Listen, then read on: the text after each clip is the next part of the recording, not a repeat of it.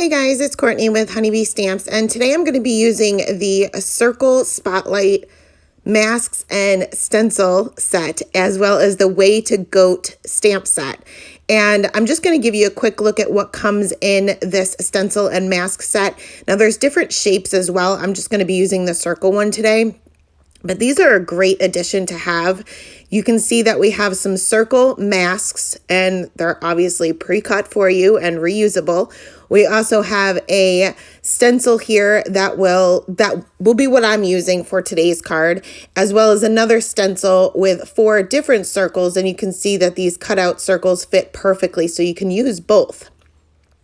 So I am going to be creating a very clean and simple card today using the largest stencil here. And I'm just going to line that up onto my card panel. This is a piece of Nina Solar White 80-pound cardstock cut down to 5.5 by 4.25. And I'm just going to lightly put some pencil lines. And this is just to guide me as far as where I need to do my stamping. I'm going to take the 2 largest goats from the Way to Goat stamp set. And I was going to make this a portrait card, but these images are huge. So I ended up doing a landscape card. And I'm basically just lining these up nose to nose. I'm just making sure that their little feet are pretty much even with each other, so it looks like they're standing on flat ground right directly in front of one another. And once I had that placement right, I went ahead and stamped out these images. I'm using Blackout ink by Ink on 3 because it is a Copic safe ink.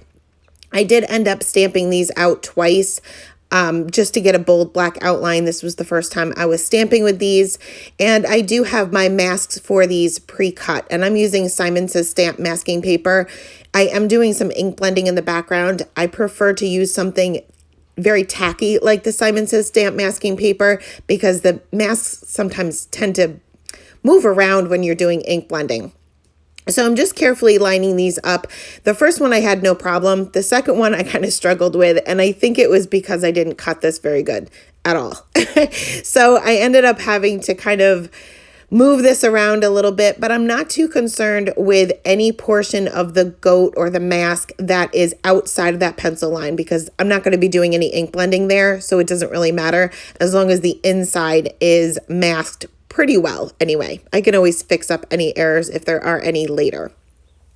So once I had those masked out, I am going to take another piece of the masking paper, and this is just some scrap left over, and I'm going to cut just a curved line.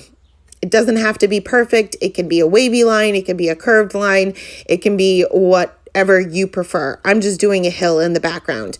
So when you do cut this, you want to make sure that they're big enough on both sides so that your ink blending doesn't go beyond it, if that makes any sense, unless you're super careful. I'm not super careful, but you're going to use both pieces, so save both pieces.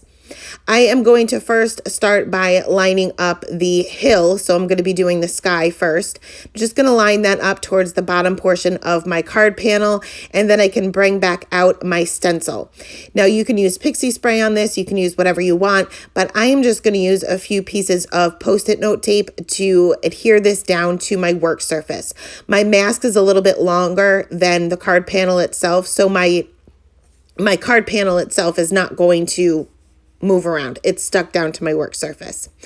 So for the sky, I'm going to be using 3 different colors of Distress Oxides. I am using Salty Ocean, Broken China, and Tumbled Glass.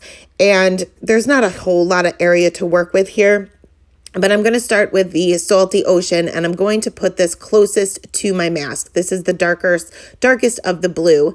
Then I'm just going to rub off that ink that's kind of sitting on my ink blending tool onto a scrap piece of paper, move on to the Broken China and just blend that out a little bit.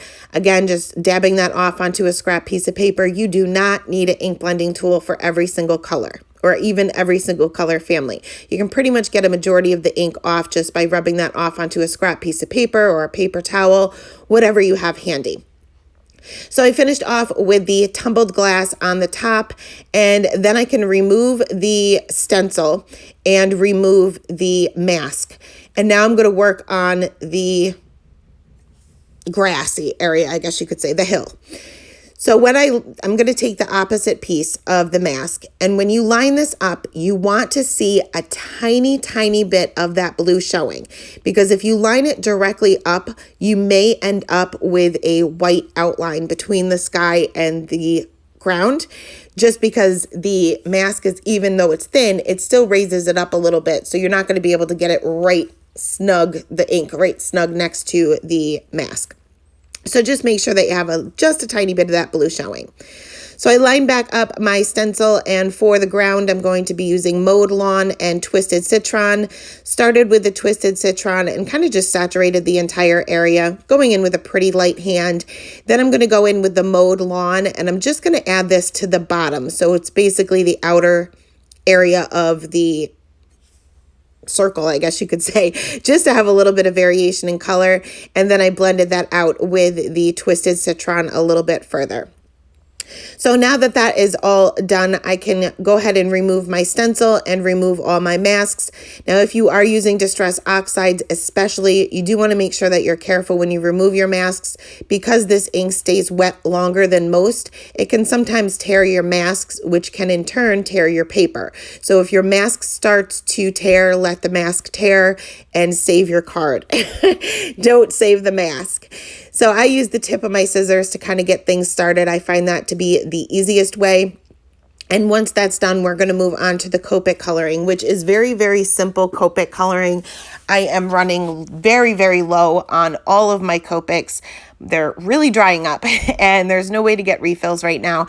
So I kind of have to just use what I can. So I started off with the E01, which was going to be my lightest color, and I could have sworn I had a refill for this one, but once I checked my stash, I did not have a refill. So I ended up switching over to the E00, which is just a tad bit lighter. By the way, you do want to make sure that those pencil lines are erased, because once you color over them, you will not be able to remove them. So I switched over to the E00, and I'm just mapping out my darkest areas and getting the paper a little bit saturated. The more saturated the paper is, the better your colors are going to blend. You just want to make sure that you're not oversaturating it, because then it's going to bleed. So moving on to the darkest color, which is the E19, I'm just using this pretty sparingly, but I'm adding some shading where one of her legs is kind of behind the other. And also where like her hind leg is kind of coming up, I'm kind of extending that line out a little bit. And each and every time I move down with my colors, I'm going to extend it a little bit further. I also added a little bit of shading underneath her chin and where her ear is kind of behind the rest of her face or her head. And next I'm going to move on to the E15. And I'm just going to extend these areas out. This is a natural blending family, so you're going to find that these colors blend really nicely, with the exception of the lightest color, because I kind of skipped a few in between. I probably would have used the E11 and the E01, but both of them are dry. So I'm using some flicking motions here, especially in the largest areas, and you'll find that using those flicking motions will not only add texture to your image, but it will also allow your blending to be just a little bit easier. You don't have to necessarily master the flick in order to get a good blend. You can see that in a lot of these areas, I am just using pretty much straight lines, and I'm still able to get a decent blend.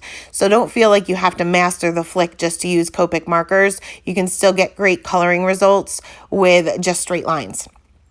So I'm going to finish off with the E00, and you'll see that I'm not going over the darkest area with this color. I'm pretty much only starting where I left off with the E13.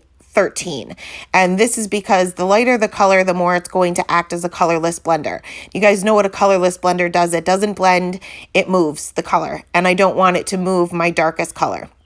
I did have to go over it a couple of times just to get the blend a little bit better, just because, like I said, there's a huge difference in the two colors. So I colored the inside of her ears with that same E00, and we're going to move on to the other goat here. Normally, I'd probably use warm grays for this, but I ended up using the cool grays. Again, warm grays, I'm limited on the colors. But this time you'll notice that I'm starting right off with my darkest color. And you can certainly always start off with your darkest color if that's what you feel more comfortable with. I usually start off with my lightest to map out the darkest areas because in case I make a mistake, I can always cover up the lightest color, where it's very hard to cover up the darkest color. And also getting the paper saturated, like I said before, does make the blending a little bit easier. I do find with the grays, at least the warm grays and the cool grays, those are the only two that I have, they blend really nicely. And I don't necessarily have to oversaturate the paper to make my colors blend pretty well. And because this goat is almost identical to the first one, I already know where my shadows are going to be. So I kind of skipped the lightest color first and started right with this C7, which is the darkest. Next, I'm going to blend these areas out with the C5. And then the C3, then the C1, pretty much the same thing as I did for the first goat. It's just obviously a different color combination. And I'm going to do the same thing with the C1 as I did with the E00 once I get to it. I'm being careful not to go over the darkest areas with this because, like I said, it's going to act as a colorless blender and you're going to lose the blend. You're going to move the color around so much that it's going to look a little bit blotchy. And I think that that's one of the main mistakes that people make, and they get kind of frustrated because they're not getting a good blend. It's because they are going over the whole thing with the lightest color. Don't do that. So for the little, I don't know, it looks like a little beard, but I don't know exactly if it has a technical term for goats, but I wanted this to appear white. But anything white still has some shading to it. So I'm just going to add a little bit of the C3 and C1 and kind of flick that out to nothing. So I'm still leaving some white space, but I did add a little bit of the shadowing. I also used the C1 for the inside of his little ears. Now for the hooves, I guess they're called hooves on a goat. These are things that I should Google before I start my voiceover, and I say that every time, but I always forget. So I'm just using the same colors as I used for the goats themselves. I'm just adding just a little bit of shading to them so that they're a little bit darker than the rest of the goat. Now for the first goat here, I started with the E19 and realized it was just not dark enough. So I ended up bringing in an E18, which, believe it or not, is actually darker than the E19. The E19 just has a little bit more of a reddish tone. They both have a reddish tone, but the E19 is more red than it is brown. And blended that out with the E19. Now for her little, again, I guess it would be considered udders. Same thing as a cow, I guess. I'm just going to use some flesh tones to make it just a little bit lighter than the rest of her body. And for the horns, I'm going to call them horns. I know they're not antlers. I don't think they're antlers, but I'm going to switch over to the two warm grays that I do have, and it's W3 and W1. I didn't get all that much contrast, but it is what it is. We have to kind of work with what we have during these times. So once all of my coloring was complete, I tried to add a fence to the back. So I'm using a Copic safe pen. It doesn't have to be a Copic safe pen. It's just what I grabbed. And I'm just kind of making it a little wonky. And once I added it, I didn't like it. But once it's there, it's there. I wish I would have added it first, and then I would have realized I hated it and maybe tried to do something to cover it up. But it is what it is. It's there. So I went ahead and stamped out one of the sentiments from the stamp set right on the bottom portion of the card panel, but forgot to press record. So that's the only thing that you missed. And I did stamp it out with VersaFine Onyx Black ink. For the inside of the card, which I've been trying to remember to decorate, I am just going to stamp out one of the smaller goats and this little can, which I did not get a good impression the first time. So I had to very carefully line that up again, as well as another one of the sentiments from the stamp set, and glued down my main panel to the top of my card base. And that is it. That is the very simple card for today. Thank you guys so much for stopping by. As always, I will leave the supplies listed in the description box below. Have a great day, guys. Bye.